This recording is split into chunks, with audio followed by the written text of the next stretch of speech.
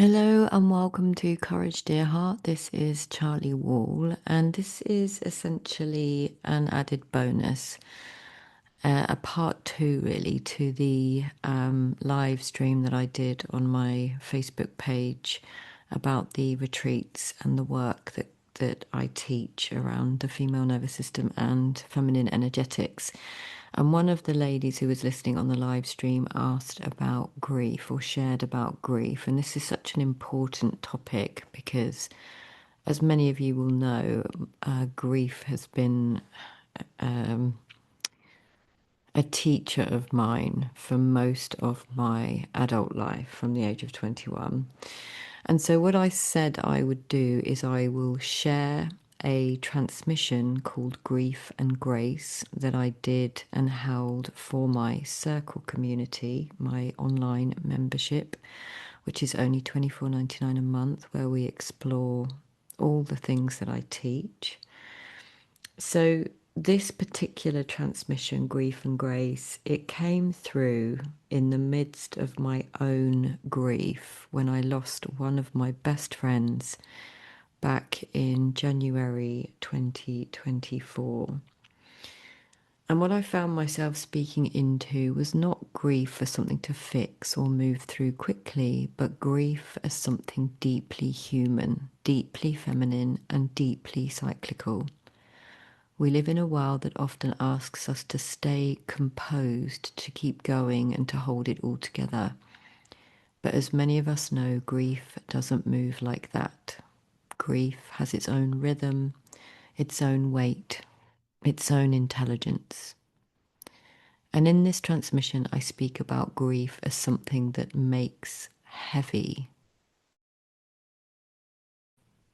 something that brings down into our bodies, into the undercurrents we often avoid, as something that, when honoured, can open us into a different kind of connection with ourselves, with others, and with life itself. So, wherever you are as you listen to this, whether you're moving through something personal, holding something unspoken, or simply feeling the quiet ache that can come with being human, you are welcome here. There is nothing you need to do, just allow yourself to listen and take what lands.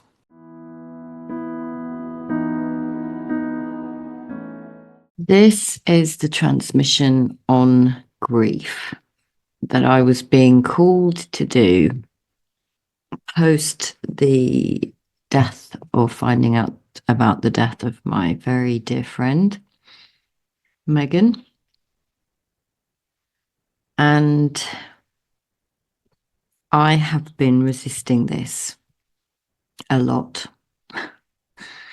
Aside from the fact that this is the first grief experience of a human that I love very much since my father's death, and all that that has entailed for me since last Wednesday, there was a strong calling to come into this field and talk about grief from the feminine, grief and grace, grief with grace, grace with yourself, understanding all of the nuances with grief, how that can show up for you on a personal level, on a collective level, with regards to women in the physical form, the feminine energy, and global grief. There's potentially many aspects that we don't consider about grief and the cycles of a woman. And I have been being called to create this despite the very real experience, physically, somatically, heartfelt experience of the loss of my very good friend, who I've known for about 15 years. and I met this lovely soul when I first started my bootcamp business in Cambridge, and we became very good friends and remained very good friends until her death last week. The sadness that I feel, aside from the loss of her life force on this realm, is that she was my only friend who had also lost her brother when she was 21 and whom also had a disabled father, whom we both lost our fathers in 2016. She was 12 years younger than me, so she's died at the age of 39. And I will always feel the loss of that connection that obviously I have with my own sister, because my own sister went through the experiences that I went through because we were siblings, we are siblings. But to have a friend, one person in the world who understood the gravitas of those losses will always be a huge loss for me. I want to start by thanking you very much for your kind words, your thoughts, the resonance that has happened for each of you, I'm sure. And I've really appreciated all of the kindness and thoughtfulness that has come my way from the circle. I will always and forever be grateful for you all, regardless of whether you stay in my field or not. I believe in synchronicity, and I believe in people coming together for a reason. I create female communities. It's what I've done for a very long time, and I believe in the power of them. And often when somebody's going through something, we can feel that on a cellular level because of the resonance of grief. And we may not be able to understand that and the nuances of that. And I hope that this transmission will go some way in helping you to understand there's certain things that are at play.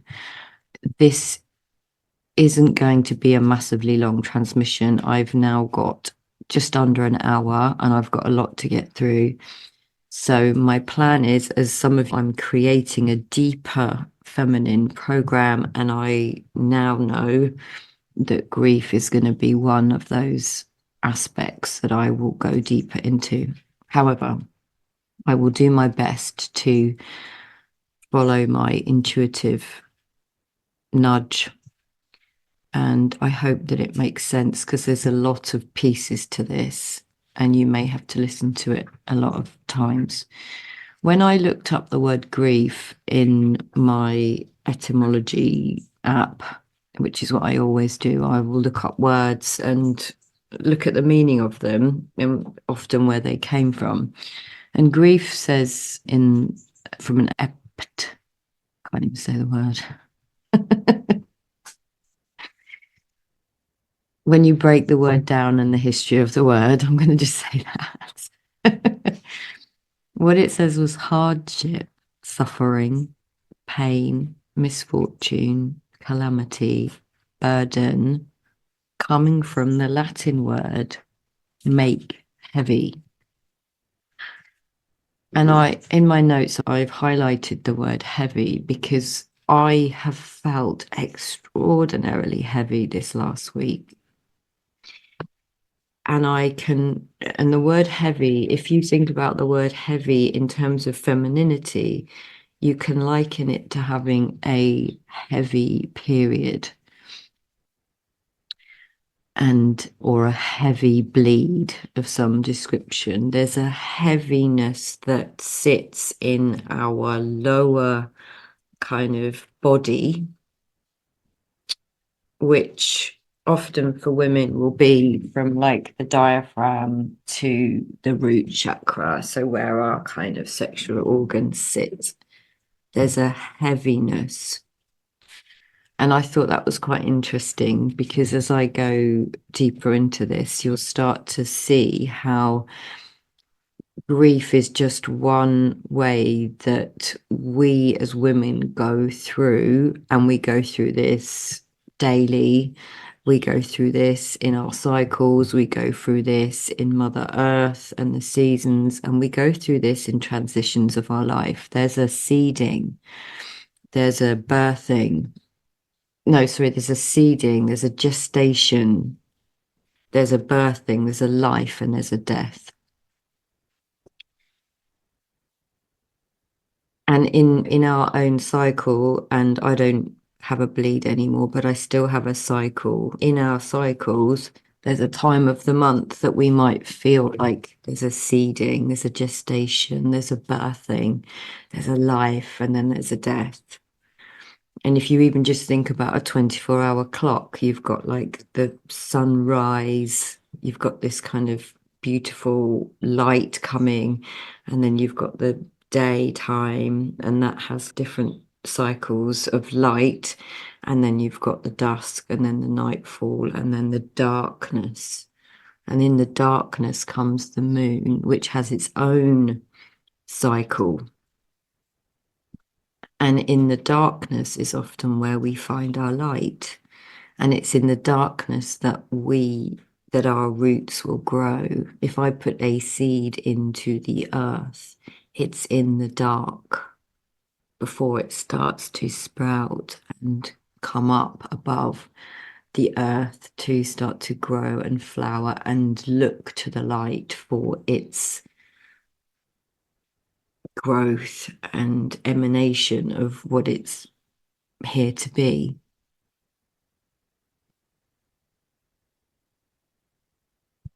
And in our womb, the sort of place of our own internal darkness, if we think about that as just from creating a baby, the seed is in the darkness meeting the egg.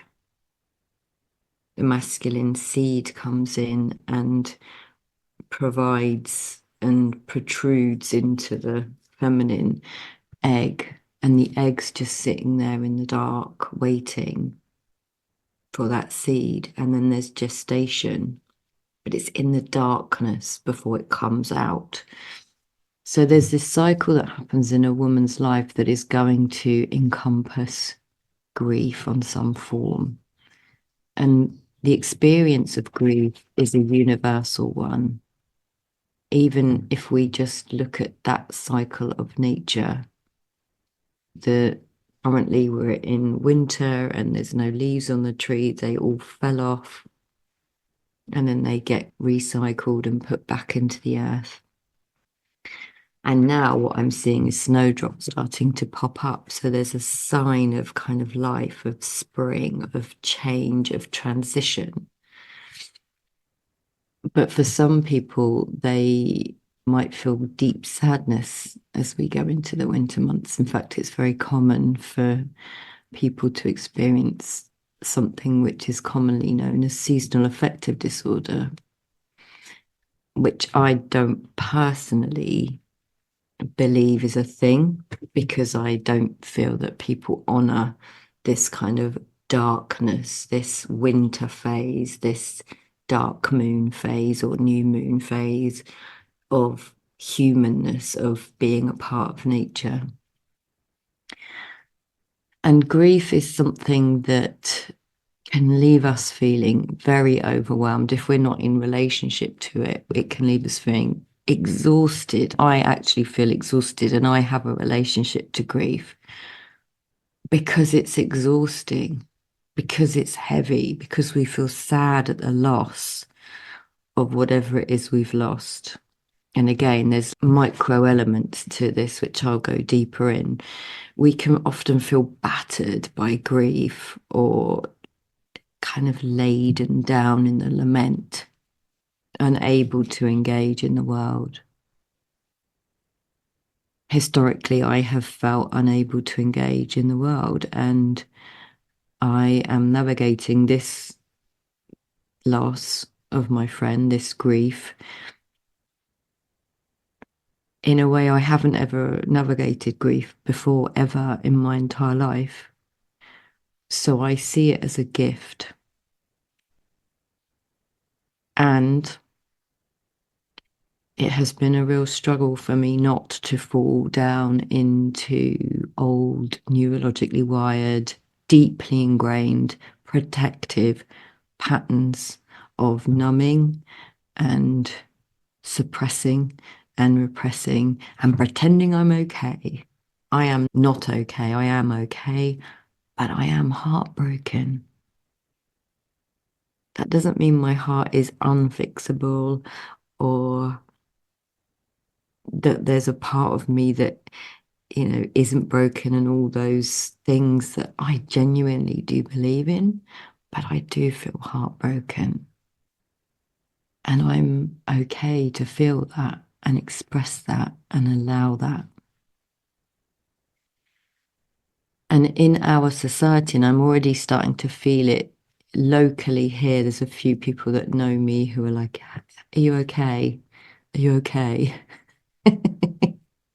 Or they just ignore you completely. That's been my experience over many years of my relationship and love affair with grief. That there's a fear around it and a tiptoeing around it. And in return, we want to protect other people from our grief and say, yeah, I'm fine. And then we might find ourselves breaking down and in moments of seeming insignificance because we haven't been able to tell the truth. So I did a little boot camp last night and somebody came up and very kindly said, are you okay? And I said, no, I'm heartbroken. But it's difficult to explain to people who don't understand what I teach that I know I'm okay. And paradoxically, I feel heartbroken and sad and heavy and swinging between going from the mental gates of the disbelief and the what ifs and an if onlys and I should haves to the deep, reverently amazing somatic experience of grief, which, as I've said, for the first time in my life, I'm allowing. But in our society, culturally, we tend to stiff up a lip or I'm fine. And it's a very female thing as well to pretend we're okay and then retreat under our metaphorical blanket in isolation and loneliness. And because of that, we can often find ourselves being pulled back into the world with this expectation that's coming from us and other people that we need to function as normal and move on. And in my experience, yeah, you do move on, of course. But there's a part of me that is always in some sort of remembrance of the losses that I've experienced in my life, in my body. And there's a part of me that will always feel sad about those losses if I focus on it. But it doesn't, I don't wear it like a backpack anymore. It's not something that I am identified with where I was as somebody that was broken. And my way of dealing with that would be to get on and create and get on and create and get on like a workaholic. That was one of the ways that I dealt with my experience of grief. And back in those days, when I was 21, there wasn't it's social media, there wasn't the internet, so there wasn't this place of sharing. It was just like crack on then. And it can feel very lonely.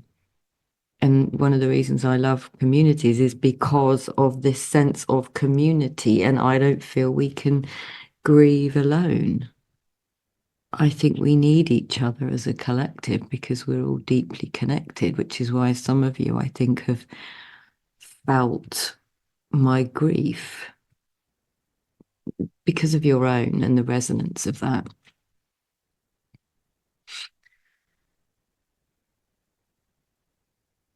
And grief can reshape us and it can help us to have more of an experience and understanding of our wholeness. But I'm also aware that if we aren't tendering to our own garden, to our own wellspring, and we don't recognize those parts of us that are in grief, that it can haunt us for a very long time. And it did me. And the consequences of that were that after my father died, I sold everything and made terrible decisions in my grief. Terrible. I can sit in judgment on myself, the impact of which still, threads and weaves through my life. And I work with lots of women who I know have the remnants of that running through their life still. But it's the release of grief, the release of this experience is an essential part of a woman's, and I'm speaking specifically to women here, although I do think this is a human thing. It's an essential part of a woman's ability to renew her body, her soul, her mind, herself, to remember who she is.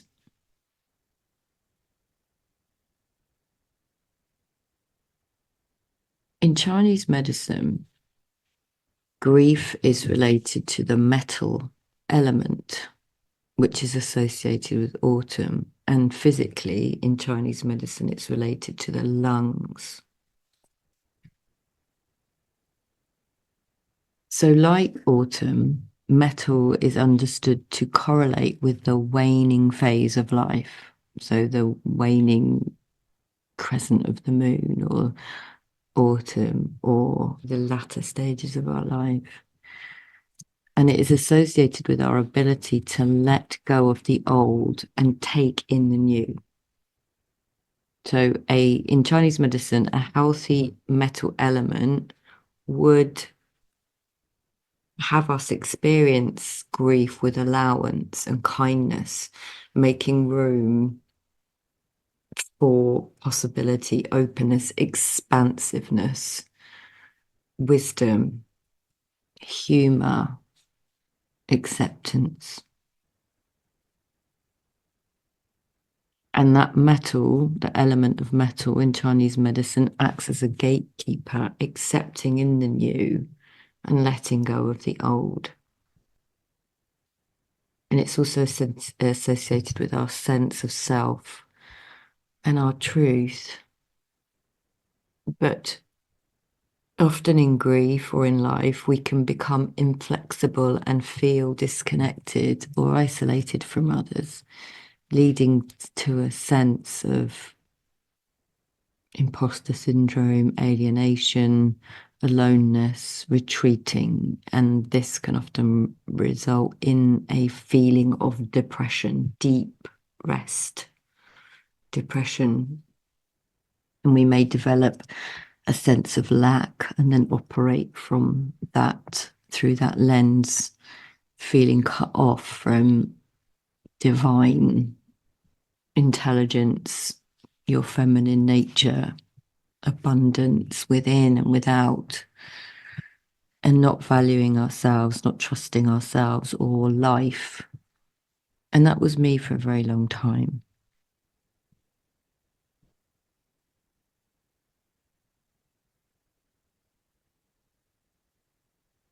So, as well as our own personal grief, which I will talk a little, I'll expand a little bit more on, hopefully, if I get time, we can energetically feel collective grief. In the case of the circle, I think some of you have felt or resonated with my grief. And over the centuries, the feminine has been repressed, controlled, and subdued, murdered even, over and over again. And each of us holds this grief and wounding in our female psyches. And for many of us, in our personal experience, you may have experienced those things in your lifetime yourself. So if we take a closer look at why we feel to say, why we feel compelled to say, I'm fine, fucked up, insecure, neurotic, and emotional,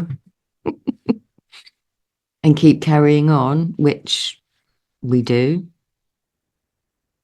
What happens when we claim our woundings,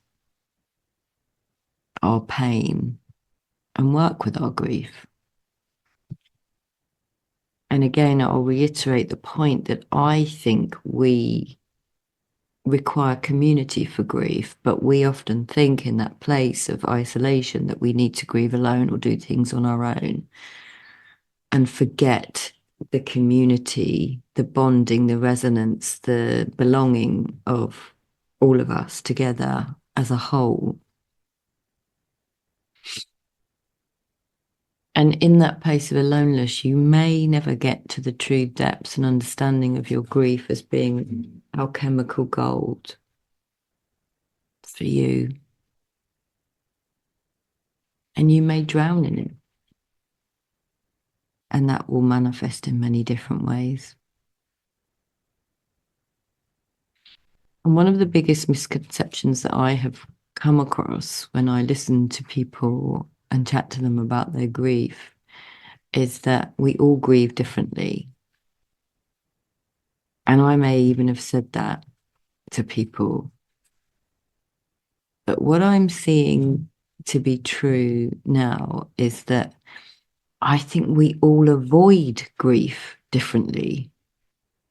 And so the story that we all grieve differently helps to sort of cement that belief because we may be all avoiding grief differently, not willing to touch the places of pain and loss and sadness and letting go. That sort of innate cycle of the earth. Nothing stays the same, nothing is permanent. So I think there's grief can happen on three different layers. There's the personal layer, the egocentric.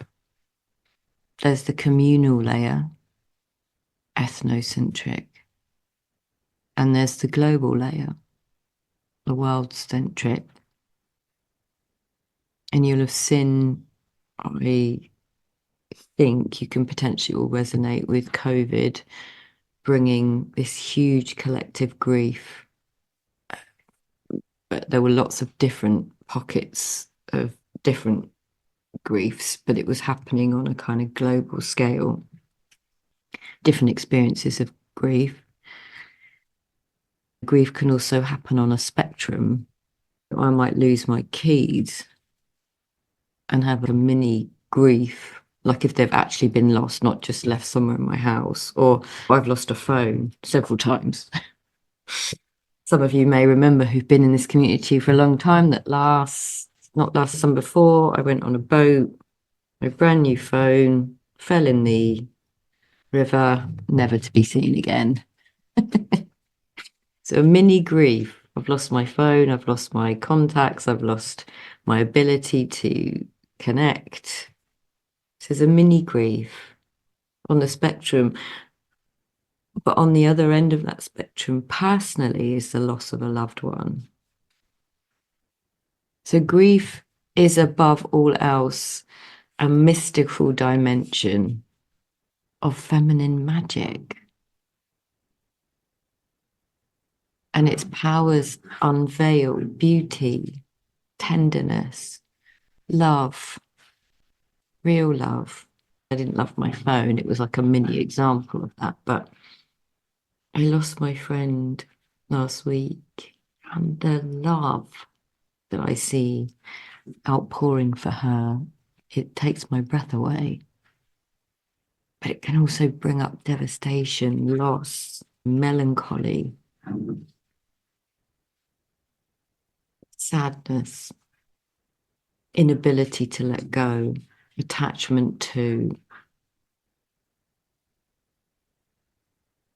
And grief can become expansive and can open us up to more grief. Going back to understanding this in connection to a woman's cycle, like the moon, we have the ability to experience light and dark. And we need to honor those cycles rather than, we need more women out there teaching about these feminine cycles and their gifts, and not to always try to be like positive, because there's nothing wrong with this darkness, this sadness, this grief in me. It's not wrong. And by bypassing it to pretend everything's okay or numbing it away, which, believe me, has crossed my mind, we dishonor our bodily experience, the somatic remembering of what we need to move through light and dark, morning to night, full moon to new moon, ovulation to bleed. We must acknowledge we have a dark phase to shed our skins, to get to the truth. We are all menstruating aspects of our life and our being all of the time. And grief is the dimension of being that allows us to truly let go and rebirth. Yes, I'm sad that my friend didn't get to see 40 and live another 40 years. But what is the gift in that for me, or collectively for everyone that she touched? So these are the things that I wrote down when I said that I was going to do this grief transmission. We can enter grief when our body changes through aging, transitions, illness, pregnancy, birth, miscarriage, all of the places of a woman's body. We can even enter grief when our body heals. We can enter grief when we are letting go of jobs, homes, people, friendships, through loss or change, or even as we change and evolve and grow. That happens. We can enter grief when the world changes beyond our control.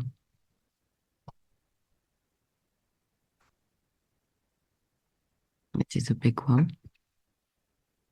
We can enter grief when we evolve and find success or birth new aspects of ourselves and choose to let go of old stories and patterns.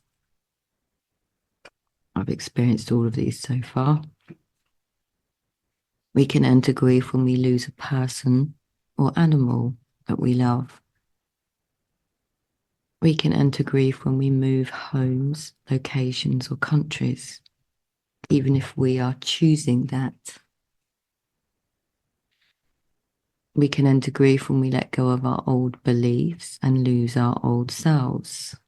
Another big one for people because they want to hold on to something because it's safe and it's all innocent and unconscious. But if you see this birth, life, death cycle of the feminine, it will become easier for you to understand this process in yourself and the ways that you may keep yourself from moving forwards. We can grieve our relationships to money, another big one for me. We can grieve the destiny that's still waiting for us, or that we think's waiting for us. We can grieve with our ancestors for all the loss inside our lineage, depending on where you're from. But if I just look at the feminine, all those women that were burned, all those suffragettes that were murdered, all the women who've died in childbirth.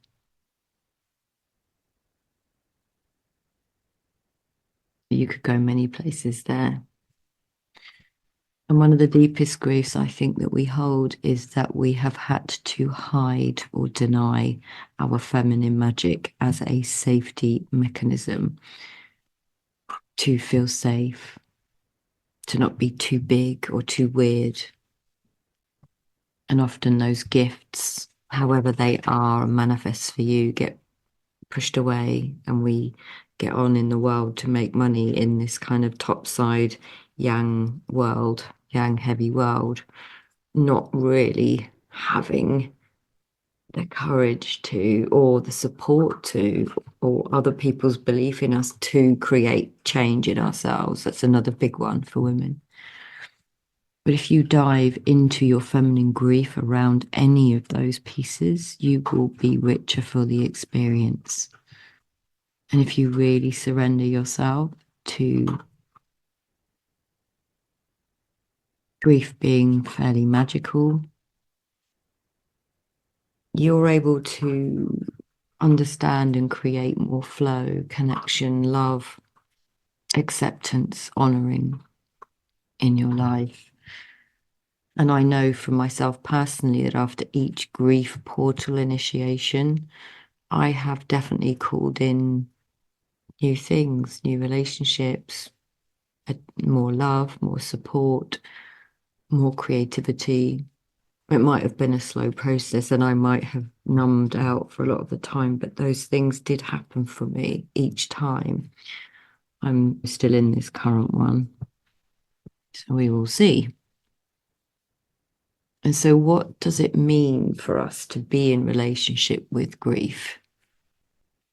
As I said earlier, I have had a really long-standing lifetimes initiation and relationship with grief from the death of my grandfather at the age of 7, which I remember profoundly, to the death of my brother at 21, the death of then all the grandparents that I knew, then the loss of a baby, the loss of my marriage.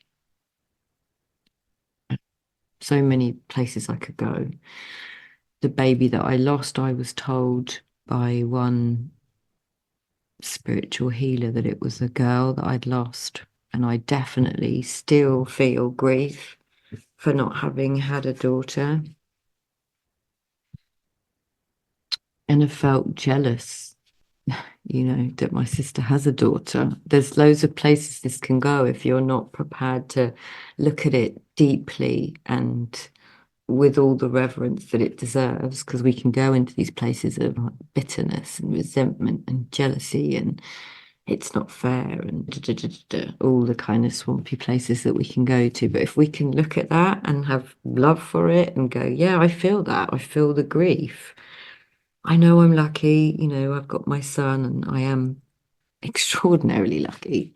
I can feel the grief for the family I never got to meet through my brother living a full life. I can feel the grief for my father's life cut short and all of the implications of that in my life. I can feel all of those places. But by being in relationship with grief, and as I've matured in my life and these places of alchemy, we breathe life into grief. We breathe life into ourselves. And you make it, grief, a living, breathing thing that you are in relationship with, as opposed to a solid one-time event. So being in relationship with grief moves it from being an event that I grieve to an ongoing relationship which breathes life into grief, as well as breathing life back into us. I think learning how to grieve well helps us to learn how to live well and with grace and understanding, love, compassion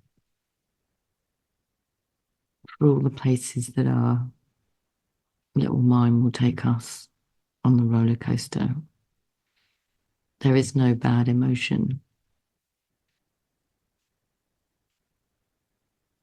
But I do think that when we get caught up in our shame and blame and sorrow and numbing, that we miss the gift that grief offers us.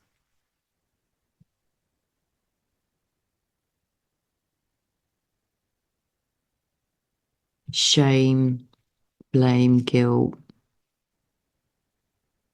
it doesn't really serve anyone. It keeps us in a perpetual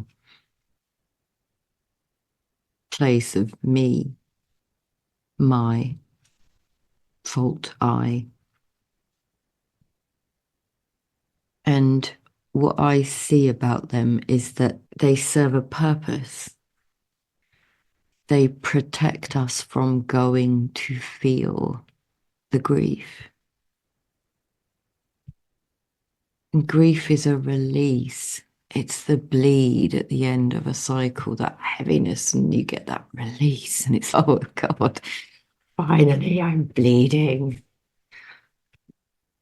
It's the release of my friend into another form, into the formless.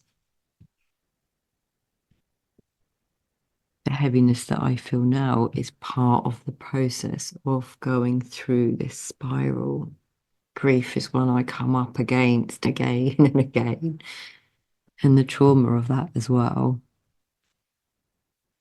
But if you're finding yourself in the shame, blame, guilt game, familiar place, what are you trying hard not to feel?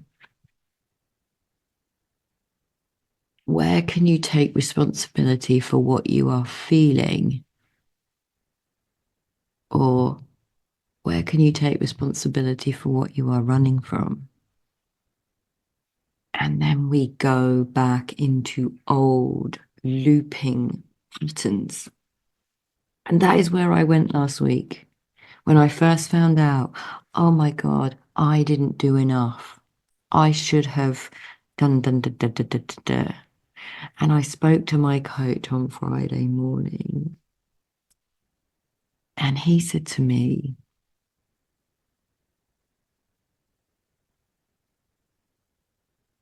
be mindful of the way you're projecting your old narrative onto Megan's death.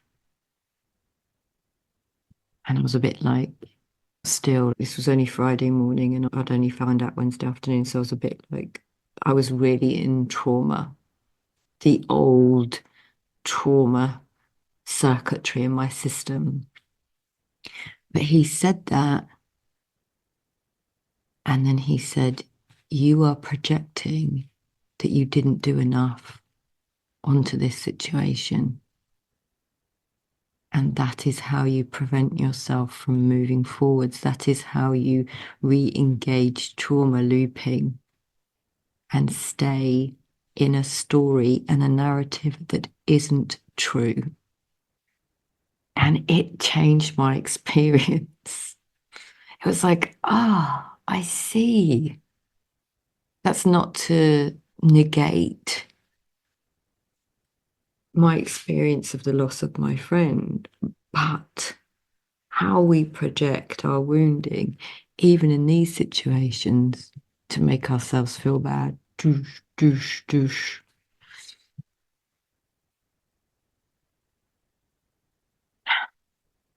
And I was able to really see that very deeply. And that's why I said I wasn't expecting another initiation this soon into the year after all the ones from last year. My God, I wasn't.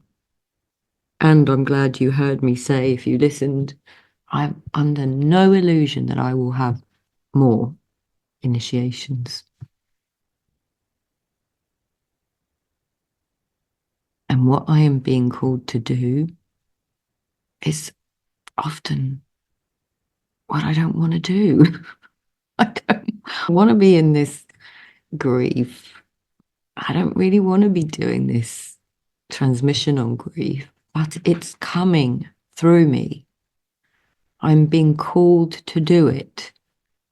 And how interesting that it was started off with the feminine receiving, and then it was, oh no, I'm going to do that. I'm being called to do the overgiving of the feminine to the masculine. And then bam, straight away, you need to talk about grief.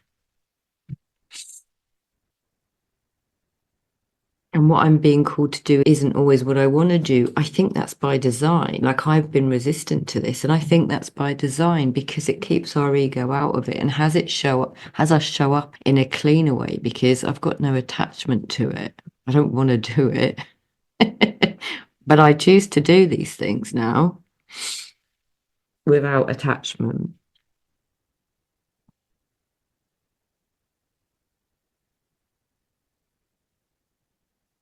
And you may have heard this before if you're in any kind of spiritual community.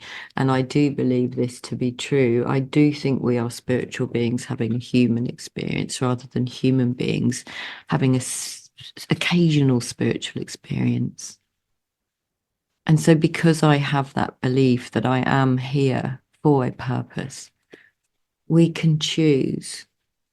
And I am so proud of the learning that I have gone through. And I can choose from my heart and faith rather than my head and the what ifs, if because I believe there's something that's being divinely orchestrated around all of this. And I do think one of the things we have forgotten in our community is how important having a spiritual guide is. And having a spiritual guide is someone like my coach, and the person and the coach that I hope I am is the person that's done this work and is one step, two steps ahead of you, not better than you. You're not worse than, because trauma wants to be healed. And it comes up time and time again because it wants to be healed. It's actually generous in that way. And so sometimes, if we haven't got our own spiritual guide, and I love communities and I believe in communities, but sometimes in groups of people, we can go in and share our experiences, and then we merge with other people who hook into our own trauma. And because the feminine needs to be relatable and be in the feeling of the lament, it can have us stay in those loops of trauma and rewounding. So the gift of having a spiritual guide is that they have walked that path before and we can see it playing out. And if you trust the guide that you have chosen, surrender to their wisdom and their knowledge so that you don't have to stay in those loops of rewounding. And I trusted my coach on Friday. I trusted him enough, and this has been a long battle between us. I didn't always trust him. I didn't trust men in the masculine. I didn't trust anyone actually, because I'd given away. I chose to give away my money.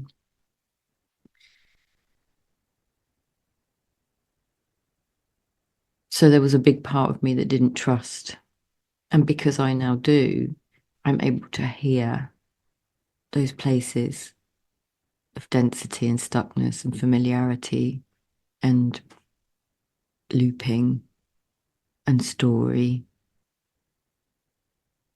and identification with. And I don't fight him anymore. But that's what trauma does. It wants to be healed. That's why it's generous. It keeps coming back and looping in that spiral to give you another chance. And if you understand that, you start to ask yourself, why is this happening for me rather than to me? Which will give you very different perspective on experience.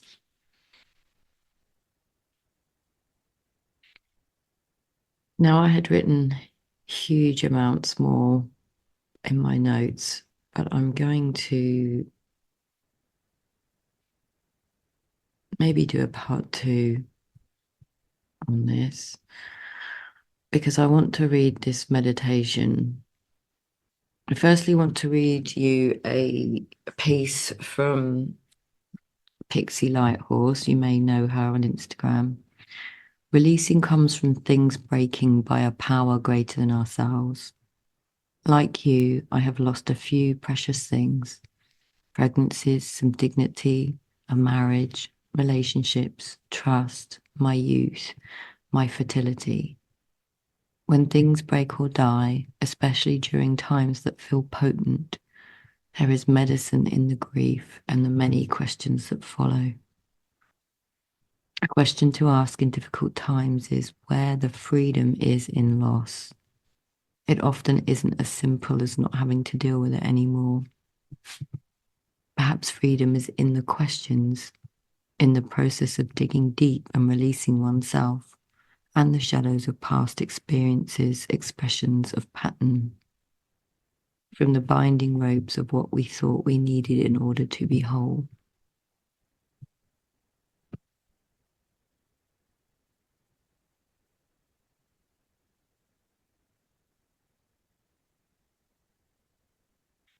So this is going to be a meditation. So please feel free to turn this off and just listen to the sound, or if you're driving, know that this is a meditation coming up. Or make yourself comfortable, make yourself a little nest. This is about Demeter, and Demeter is the ancient Greek goddess of the harvest, whose abundant bounty fed the people of her region. And her tale is inexorably woven with that of her maiden daughter, Persephone, who was abducted to the underworld by Hades. Despairing the loss of her daughter, Demeter withdrew from her obligation as guardian of the grains, choosing instead to honor her feelings of grief and loss. When we embody the wild wisdom of Demeter, we give ourselves permission to fully feel and honor our experiences of despair and grief. So take a deep breath. And as you exhale, allow yourself to fully sink in, surrendering to the pull of gravity. And in this quiet space, you may notice the rhythm of your heartbeat. And you may be aware that this rhythm matches the pace of your feet walking along the path.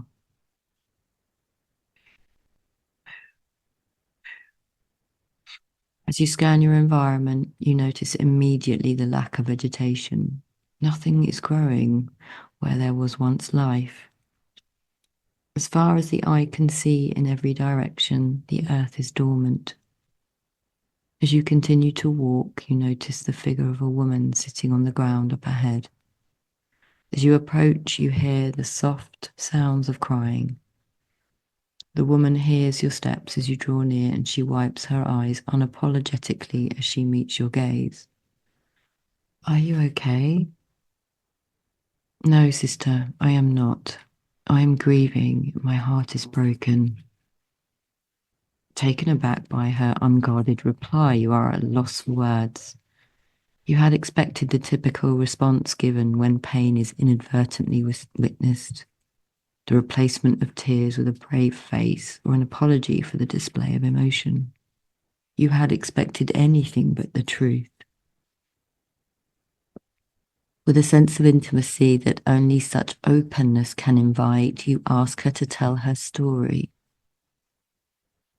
I am Demeter, goddess of the harvest, she begins, and my daughter Persephone is lost to the underworld. The loss of my daughter is not something I was prepared for, and my heart has been broken. This grief is all-consuming, and I can no longer focus on my work until I can once again preside over the grains. The earth will remain fallow.